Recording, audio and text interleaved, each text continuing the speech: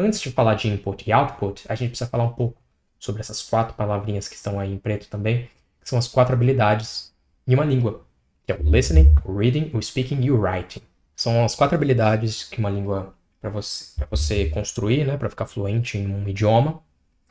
E o que é input, o que é output? Se você nunca ouviu falar sobre isso, fique tranquilo que eu vou te dizer aqui. O listening e o reading, os 2 primeiros ali, são input, é o seu pé direito. E o output, speaking. E o writing, seu pé esquerdo. A gente sempre começa com o pé direito, né? Então vamos começar com listening e reading. Input é aquilo que entra de conhecimento para você. Listening e reading. Você não tem um esforço cognitivo para aquilo, tem um esforço para compreensão, né? Mas não de produção. Você só tenta compreender aquilo que está vindo para você. Você não tem um esforço seu para produzir aquilo, né? Você só adquire conhecimento. É o primeiro passo. É o primeiro passo. Se você não estudou o básico, você não vai conseguir falar o básico. Se você não estudou o avançado, você não vai conseguir falar o avançado, porque você não sabe. Isso é óbvio, né? Isso é óbvio. Como que a metodologia NES? O Teacher Vinícius perguntando como que a metodologia NES não ajuda com o hábito de ter que estudar pelo menos 3 vezes na semana. Isso é interessante. A gente tem um weekly planner, a gente pode voltar isso depois, mas que a gente constrói a rotina do aluno, com base na semana dele. A gente pode voltar isso depois. Falando aqui do input, é onde a gente vai colocar esse listening e reading, para falar a verdade também, né, para ele ter mais contato com a língua. Você não tem muito esforço para fazer, produzir, você só absorve. É o primeiro passo. Primeiro passo, mas precisa vir do output, do seu pé esquerdo, o segundo passo ali, que é o output, né? O speaking e o writing. É aquilo que você produz. Listening e reading, input, que entra. Speaking e writing, output, o que sai. Aí sim, você precisa ter um esforço seu para produzir aquilo. O que normalmente os alunos fazem? E aí, tanto em aula particular, em escola, autodidata, ele tem muito input. Input total. Lê pra caramba, escuta pra caramba, estuda pra caramba. Mas na hora de falar, na hora de escrever normalmente é mais tranquila, mas na hora de falar, aí o bicho aperta. Aí não consegue. Por quê? Porque são 2 passos que precisam andar junto. O pé direito do cara tá lá na China e o pé esquerdo do cara tá aqui no Brasil ainda.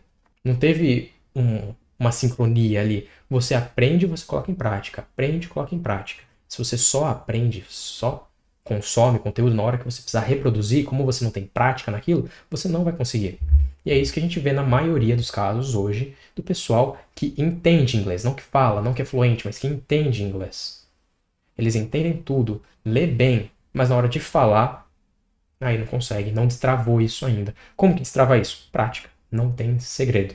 2 passos que andam juntos. Pé direito, input, pé esquerdo, output. Isso a gente consegue fazer bem também na NES. Então a gente ensina o aluno uma coisa e já coloca em prática. Já vai forçando o aluno a falar, desde o primeiro dia. Aprendeu, vai falar, vai reproduzir, vai praticar, vai colocar em prática, porque isso também vai mostrar para o seu cérebro que aquilo é importante. Opa, eu estou usando isso aqui.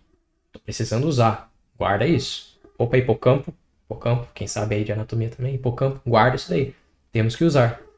Se você não usa, se você está lá só como uma ameba, pensando que é por osmose, não vai funcionar. Você precisa pensar sobre aquilo. Aí sim, aquilo vai se consolidar. Muito bom estratégia para isso é post-it. Você está na rua andando, começa a formar frase em inglês, começa a conversar consigo mesmo em inglês sobre o que você estudou. Tenta remontar o assunto que você estudou na aula anterior. Isso se chama Active Recall. Vamos falar sobre isso em episódios posteriores. Cola post-it pela sua casa. Ninguém vai te chamar de doido porque ninguém vai saber. Vai ser só na sua casa. Cola ali no armário, wardrobe, porta, door. Vai fazendo isso. Você vai lembrando, isso vai servindo de ponto de acesso para o seu cérebro falar, opa, lembramos disso de novo, reforça esse caminho, é importante, estamos usando. Se você não usa, você não vai conseguir gravar. Isso é uma outra coisa, sabe? A gente tem essa questão do não memorize, aprenda, sabe? Mas o primeiro passo para a aprendizagem é a memorização. A questão é como você vai memorizar, né? Se vai ser de um jeito maçante, ou pegando listinha, né? Ou na prática. Mas não caia nessa de que não preciso memorizar. Eu só preciso aprender. Memorizar é o primeiro passo para aprender. E quem aprende, memorizou antes. Não tem uma... Porque memorizar é você reter a informação. Não tem como você, como a gente fala, né, na neurociência, evocar aquele conhecimento se você não tá com ele lá na cabeça. Você precisa memorizar. Agora, como você vai memorizar? Essa que é a questão. Tem o jeito maçante ali, né, de ficar decorando por listinha, mas também pode memorizar na prática, que é aqueles 2 passos que eu tô falando. Input, output, input, output. E assim vai indo. Aí não fica algo tão maçante também. Mas memorizar é importantíssimo.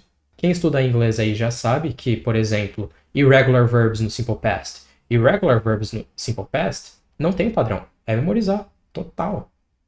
Você vai memorizando com o tempo eles, né? Kanji também no Japão e na China, né? Os kanji. Memorizar. Não tem essa de, regrinha e tal. Não, memoriza. Se você se você é autodidata, aí é contigo, né? Mas se você tem aula, é dever do teacher fazer com que esse caminho seja mais tranquilo, que seja de um jeito agradável para você e que você consiga fazer. Mas precisa memorizar. Então é isso. Comece com o pé direito, aprenda uma coisa, coloque em prática, pé esquerdo, e assim você vai chegar lá onde você quer chegar.